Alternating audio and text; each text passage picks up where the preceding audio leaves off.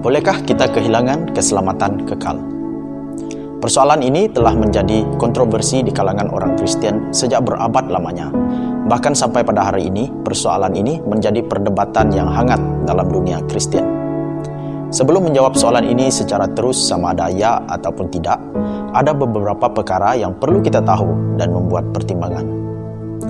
Yang pertama, kita perlu tahu bahwa keselamatan kekal adalah 100% inisiatif dan karya Tuhan berdasarkan kasih karunia atau anugerahnya.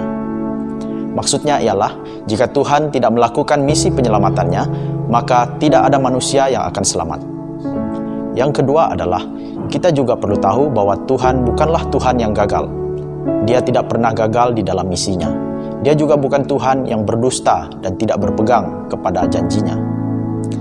Jadi berbalik kepada soalan tadi, bolehkah kita kehilangan keselamatan kekal?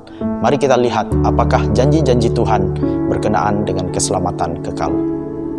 Yohanes 6 ayat 39 berkata, "Dan inilah kehendak Dia yang telah mengutus aku, yaitu supaya dari semua yang telah diberikannya kepadaku, jangan ada yang hilang, tetapi supaya aku bangkitkan pada akhir zaman." Yohanes 10, 27-28 berkata, "Domba-dombaku mendengarkan suaraku, dan aku mengenal mereka, dan mereka mengikut aku, dan aku memberikan hidup yang kekal kepada mereka, dan mereka pasti tidak akan binasa sampai selama-lamanya, dan seorang pun tidak akan merebut mereka dari tanganku." Jadi kita melihat dua ayat itu tadi adalah dua janji yang sangat jelas dan meyakinkan bahwa tidak ada orang pilihannya akan hilang, dan janji bahwa mereka pasti tidak binasa dan tidak ada yang dapat merebut mereka dari tangannya. Jika kita mengatakan bahwa akan ada orang-orang pilihannya yang akan hilang dan binasa, sepertinya kita menuduh Yesus akan dua hal, yaitu yang pertama, janji Yesus ini adalah dusta dan tidak boleh dipercayai sepenuhnya. Yang kedua, Yesus gagal di dalam misinya. Sanggupkah kita menuduh Yesus sedemikian? Ayat firman Tuhan yang seterusnya ialah Efesus 1 ayat 13 hingga 14 berkata, "Di dalam Dia kamu juga, karena kamu telah mendengar firman kebenaran, yaitu Injil keselamatanmu, di dalam Dia kamu juga ketika kamu percaya dimeteraikan dengan Roh Kudus yang dijanjikannya itu. Dan Roh Kudus itu adalah jaminan bagian kita sampai kita memperoleh seluruhnya, yaitu penebusan yang menjadikan kita milik Tuhan untuk memuji kemuliaan-Nya." Kita lihat di ayat tadi bahwa orang percaya dimeterai oleh Tuhan dengan Roh Kudus-Nya. Meterai adalah tanda pengesahan rasmi daripada Raja yang tidak boleh dibatalkan. Dan diteguhkan lagi bahwa ia adalah jaminan pasti untuk orang percaya mendapat seluruh atau kesemua janji penebusan dan keselamatan itu. Jadi tidak heranlah Rasul Paulus mengatakan di bagian lain, seperti di dalam 1 Korintus 6:20 dan 1 Korintus 7:23 berkata bahwa kamu telah dibeli dan harganya telah lunas dibayar. Saudara, Tuhan tidak menebus umatnya secara separuh-separuh atau secara ansuran, tetapi dengan lunas, yaitu penebusan total. Dia bukan Tuhan yang buat kerja separuh jalan atau masih ragu-ragu untuk menyelesaikan misinya. Namun, selalunya ada dua bantahan umum terhadap kepercayaan bahwa seorang Kristen tidak akan kehilangan keselamatan. Yang pertama, bagaimana dengan orang Kristen yang hidup dalam gaya hidup yang penuh dosa dan tidak mau bertobat? Yang kedua, bagaimana dengan orang Kristen yang meninggalkan iman atau menyangkal Kristus?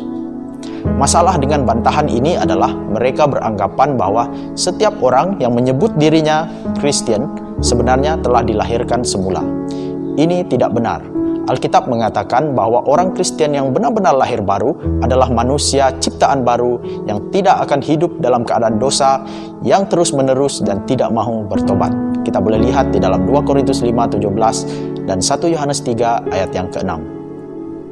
Alkitab juga mengatakan bahwa sesiapa yang meninggalkan iman Kristen sebenarnya menunjukkan bahwa dia tidak pernah benar-benar menjadi seorang Kristen. 1 Yohanes 2 ayat 19 berkata, "Memang mereka berasal dari antara kita, tetapi mereka tidak sungguh-sungguh termasuk pada kita. Sebab jika mereka sungguh-sungguh termasuk pada kita, nescaya mereka tetap bersama-sama dengan kita. Tetapi hal itu terjadi supaya menjadi nyata bahwa tidak semua mereka sungguh-sungguh termasuk pada kita. Tidak dinafikan, memang ada ayat-ayat dalam Alkitab yang kurang jelas dan kelihatannya seperti bertentangan dengan janji-janji keselamatan kekal. Namun prinsip yang baik dalam menafsirkan ayat-ayat seperti itu ialah kita harus menggunakan ayat yang jelas sebagai panduan utama untuk menerangi ayat-ayat yang samar-samar tafsirannya. Jangan sesekali kita menggunakan ayat-ayat yang kurang jelas untuk membatalkan ayat-ayat yang sudah sangat jelas, seperti yang kita lihat di awal video ini tadi. Ayat-ayat Alkitab perlu dilihat dan ditafsir dengan melihat konteksnya secara luas untuk mendapatkan tafsiran yang lebih tepat. Jadi, sebagai kesimpulan, sebagai orang percaya, mari kita mengimani dan berpegang teguh pada janji-janji Tuhan. Dan janganlah juga kita menjadi lalai dan menganggap perjuangan kita di dunia ini sudah selesai. Peringatan-peringatan dan tuntutan untuk tetap setia haruslah kita pegang. Kita dipanggil untuk menjadi saksi dan memuliakan Tuhan dengan hidup kita. Tuhan adalah Tuhan yang setia, dan Dia juga adalah Tuhan yang tidak berdusta. Saudara dan saudari, keselamatan kita tidak bergantung kepada betapa kuatnya tangan kita berpaut pada tangan Tuhan, tetapi keselamatan kita bergantung kepada betapa kuat dan perkasanya tangan Tuhan yang memegang kita.